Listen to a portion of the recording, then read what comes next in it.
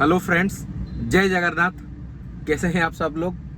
तो आज का जो ये वीडियो है, ये वीडियो मैं इसीलिए बना रहा हूँ कि काफ़ी सारे लोगों के दिमाग में ये बात चल रहा है कि क्या सच में हमें ईवी लेना चाहिए, हमें ईवी लेना चाहिए या फिर एक आईसी इंजन वाला गाड़ी लेना चाहिए, पेट्रोल डीजल सीएनजी कुछ भी हो सकता है। तो यूट्यूब पे काफ़ी सारे वीडियोस अभी चल रहे हैं जो कि बोल रहे हैं कि ईवी में इतना खर्चा आएगा, इतने दिन बाद इतना खर्चा आएगा, पेट्रोल या डीजल गाड़ी में, खास करके पेट्रोल गाड़ी में ये ईवी से इतना सस्ता है, ये होगा वो होगा। तो आज का ये जो वीडियो है, मेरे पॉइंट ऑफ व्यू से जो है, मैं वो आप लोगों के साथ शेयर करना चाहूँगा कि मेरे नज़रिए से आपको ईवी लेना चाहिए या आपको ईवी नहीं लेके दूसरे जो गाड़ियां हैं पेट्रोल डीजल वो लेना चाहिए।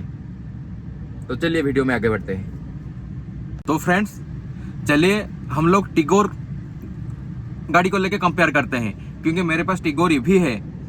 तो हम लोग टिगोर को लेके कंपेयर करते हैं, टिगोर पेट्रोल और टिगोर ईवी के बीच में। तो फ्रेंड्स, जो टिगोर का पेट्रोल का टॉप एंड मॉडल आता है, वो ऑन रोड दिल्ली का जो अप्रोक्स प्राइस है वो है लगभग 10,70,000 रुपया। और जो टिगोर ईवी का प्राइस है वो है ऑन रोड 13,70,000 रुपया। तो इस बीच 3 लाख रुपया का आपको एक फर्क देखने को मिलता है। पर फ्रेंड्स, मैं आपको एक बात क्लियर कर देना चाहता हूं, क्योंकि गवर्नमेंट ज़्यादा से ज़्यादा चाहता है ईवी को प्रमोट करना, लोग ज़्यादा से ज़्यादा ईवी को खरीदें, इसीलिए अप टू 1.5 लाख रुपया, 1.5 लाख से शायद कहीं कहीं पे 2 लाख रुपया भी होगा, गवर्नमेंट ईवी पे सब्सिडी दे रहा है। जब मैं गाड़ी लिया था तब 50,000 रुपया था, अभी वो 50,000 रुपया को 1.5 लाख रुपया कर दिया गया है। तो फ्रेंड्स, हमें प्राइसिंग में जो 3 लाख रुपया का डिफरेंस देखने को मिला था, वो उसमें से हम 1.5 लाख माइनस कर देंगे, क्योंकि 1-1.5 महीने के अंदर आपका अकाउंट में सब्सिडी का अमाउंट आ जाएगा। तो 3 लाख जो था डिफरेंस, वो 1.5 लाख हो गया। मतलब जो 13,70,000 रुपये में आ रहा था, उसका प्राइस और भी कम हो गया। तो ये एक प्लस पॉइंट है ईवी को लेने में। और दूसरी बात, प्राइस में देखा जाए तो उतना बहुत बड़ा अंतर नहीं है। मैं इस टिगोर की बात कर रहा हूं, पेट्रोल और ईवी में प्राइसिंग को लेके कुछ ज्यादा हेल एंड हेवन डिफरेंस है नहीं दोस्तों। तो वो जो डिफरेंस है, जब हम लोग पेट्रोल डालने जाएंगे वो डिफरेंस हमें पता चलेगा। क्योंकि मैं लगभग 2 साल के आसपास हो गया है मुझे ये गाड़ी को लिए हुए। 2 साल के अंदर मैं बहुत ही कम बार पेट्रोल पंप गया हूं अपने दूसरे गाड़ी को फिल कराने के लिए, सिर्फ उसको थोड़ा रन कराने के लिए। तो ईवी आप लेने के बाद आपको पेट्रोल डाल के गाड़ी चलाने में तो मतलब आपका मन ही नहीं करेगा। अगर आपके पास दूसरी गाड़ी है तो उसको चलाने में भी मन नहीं करेगा, क्योंकि रात को चार्ज में डाला, सुबह आपको फुल मिला। और एक बढ़िया बात है, काफी वीडियो में मैं देखा हूं, लोग बोले हैं कि 10 घंटा 12 घंटा चार्ज करना पड़ेगा। तो भाई, ये ईवी है, ईवी आप ले रहे हो क्योंकि आपको सेव करना है। आपको सेव करना है मतलब आप एक स्मार्ट डिसीजन ले रहे हैं। तो अगर एक स्मार्ट डिसीजन आप ले रहे हैं तो आपको स्मार्टली भी वर्क करना पड़ेगा। ईवी मतलब आपको प्लान करना पड़ेगा। आप रात को गए, चार्ज पे लगा दिए, सो गए, सुबह आपको फुल मिला। और गाड़ी तो हमारा हर बार जीरो नहीं होता ना, हर बार 10% से नीचे तो नहीं आता है ना। तो उसके हिसाब से हमारा चार्जिंग का टाइम भी वेरी करता है, पहली बात है। दूसरी बात, आप ये सोचो ना कि भाई आपको पेट्रोल पंप जाके लाइन लगाने की जरूरत नहीं है, पेट्रोल डालने की जरूरत नहीं है, आप घर पे ही चार्ज किए, वो तो बहुत कम पैसे में चार्ज हो जाता है। सुबह आपको मेरा जो मानना है भाई, मुझे रोज सुबह 200 किलोमीटर रेडिली मिल जाता है। 200 किलोमीटर एक कार विथ एसी मुझे मिल गया, और क्या चाहिए। हाँ, ये जो चार्जिंग रिलेटेड चीज है, जब आप लॉन्ग ट्रिप पे जाएंगे तब आपको सोचना पड़ेगा, आपको प्लानिंग करना पड़ेगा, क्योंकि गाड़ी जो है वो तो हम सिर्फ लोकल में घूमने के लिए नहीं लेते हैं, पर उसके लिए भी आजकल हर जगह चार्जिंग स्टेशन आ गए हैं। काफ़ी सारे पेट्रोल पंप्स में चार्जर इंस्टॉल हो चुके हैं। टाटा के लगभग सभी शोरूम में चार्जर आपको मिल जाएंगे। तो वो सब नॉलेज आपको रखना पड़ेगा। एक तरह से हम बोल सकते हैं कि ईवी का ये जो गाड़ी है ये स्मार्ट गाड़ी है। तो उसी हिसाब से as a rider, as a driver, हमें भी उस हिसाब से स्मार्ट बनना पड़ेगा, तब भी ईवी का कॉन्सेप्ट सक्सेस होगा। नहीं तो लोग बोलेंगे कि हम क्या ईवी लाए हैं सिर्फ घर के आसपास घूमने के लिए। तो वो नॉलेज जिन लोगों के पास नहीं होगा, उन लोगों के लिए ईवी लेना बिल्कुल वेस्टेज ऑफ मनी होगा, क्योंकि वो लोग नहीं जानते हैं कि हमें चार्जर कैसे ढूंढने हैं, चार्जिंग का कहाँ पे क्या फैसिलिटीज है। पहले हम किसी ट्रिप पे जाने से पहले हम कैसे चार्जर चेक करें, इस रूट में ये चार्जर अवेलेबल है, इस रूट में हम जाएंगे तो। और कभी भी लॉन्ग रूट पे एक चार्जर के भरोसे पे आपको नहीं रहना है, आपको अल्टरनेट ऑप्शन हमेशा प्लान बी बना के चलना है। अगर ये चार्जर खराब हुआ तो पॉसिबिलिटीज है ये इसके पास में ये सब मिलेगा, मैं यहाँ पे चार्ज कर सकता हूँ। और सेकेंड ऑप्शन भी आपको मिल जाता है आजकल, ऐसा नहीं है कि एक ही ऑप्शन है। तो आते हैं मेन टॉपिक पे आते हैं। तो दूसरी बात है कि ये जो पेट्रोल का इंजन, पेट्रोल का गाड़ियां हैं, पेट्रोल का डीजल का, इसमें आपको पीरियोडिकली मेंटेनेंस भी करना पड़ता है। पीरियोडिकली सर्विस तो ईवी का भी होता है, पर उसके कंपैरिजन में बहुत कम होता है। इसमें सिर्फ आपको ले जाना है, चेक करना है, बस। इसमें ऑयल डालने की जरूरत नहीं, ऑयल फिल्टर डालने की जरूरत नहीं, कुछ भी जरूरत नहीं, आप सिर्फ चार्ज करो और चलाओ। और तीसरी बात है जो बैटरी का लाइफ। तो टाटा की गाड़ियों की अगर बात मैं करता हूं तो टाटा बोलता है 1,60,000 या फिर 8 साल। तो मेरे प्यारे भाइयों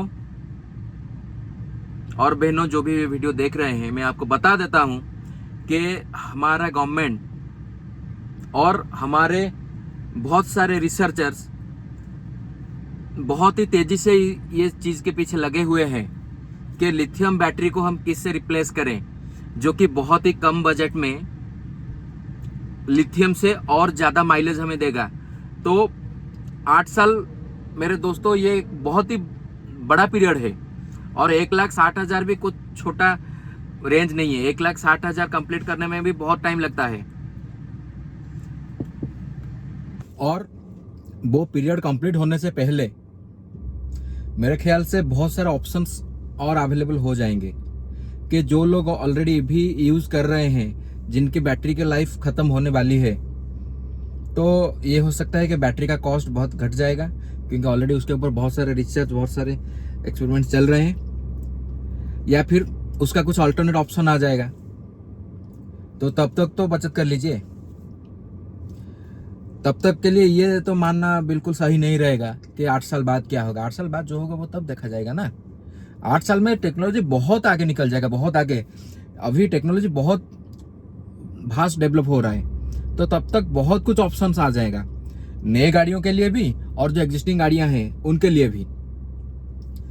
अभी बचत के बारे में मैं आपको एक बात बताता हूँ। मैं जो वीडियो बना रहा हूँ, मैं एक्चुअली बेरमपुर आया हूँ, जो कि मेरा सिटी जो भुवनेश्वर है उसे लगभग 165-170 किलोमीटर के आसपास है। तो आने जाने का आप लोग मिला लीजिए, और वहां पे मैं घूमा। तो पहुंचने के बाद भुवनेश्वर में फिर से लगभग 420 किलोमीटर के 15 से 20 किलोमीटर के आसपास आ जाएगा मुझे। तो उस बीच 415-20 किलोमीटर एक कार पे विथ एसी अगर हम लोग ट्रैवल करते हैं, तो आप हिसाब लगा लीजिए हमें कितना आएगा। हम अगर पकड़ते हैं कि 420 किलोमीटर पकड़ते हैं, 420 किलोमीटर। और एक क्योंकि ये टिगोर है तो इसी रेंज का गाड़ी का एवरेज हम निकालेंगे। तो ये गाड़ी का, तो हम टिगोर का पेट्रोल की बात करते हैं तो अप्रोक्सीमेटली हम लोग पकड़ लेते हैं जो माइलेज 16 का। तो 420 डिवाइडेड बाय 16 आपका ये हो रहा है 26.25 किलोमीटर, 26.25 लीटर्स। मतलब इतना किलोमीटर, 420 किलोमीटर ट्रैवल करने के लिए हमें 26 लीटर की पेट्रोल की ज़रूरत है। तो अभी पेट्रोल का प्राइस है 105 रुपया इंटू 105, लगभग 2756 रुपया। दोस्तों 420 रुपया, एक 420 किलोमीटर एक पेट्रोल गाड़ी जो कि 16 का एवरेज दे रहा है, उसमें ट्रैवल करने के लिए आपको खर्चा करना पड़ेगा 2756 रुपया। और मैं आपको बताता हूं इस ईवी में मैं 420 किलोमीटर ट्रैवल किया, मैं कितना खर्चा किया। मैं घर से 100 किलोमीटर, घर से 100% करके निकला चार्ज, तो लगभग मुझे 150 रुपया के आसपास आया, 150 प्लस। इसमें मैं टोल नहीं जोड़ रहा हूँ, मैं सिर्फ व्हीकल की फ्यूल कंजप्शन की बात कर रहा हूँ। टोल आपको अलग रहेगा, वो पेट्रोल भी वो दोनों में ही बराबर रहता है, मैं टोल को इंक्लूड नहीं कर रहा हूँ। तो 150 रुपया घर पे चार्ज करने का लगभग, प्लस जब मैं गया वहाँ पे पहुँचा बरहमपुर पे, वहाँ पे मैं 300 रुपया का चार्ज किया प्लस 300। फिर वहाँ पे घूमे बहुत सारे, आते वक्त फिर से 300 रुपीज़ का चार्ज किए प्लस 300, टोटल 750 रुपीज़। 750 रुपीज़ का हमें चार्ज करना पड़ा है।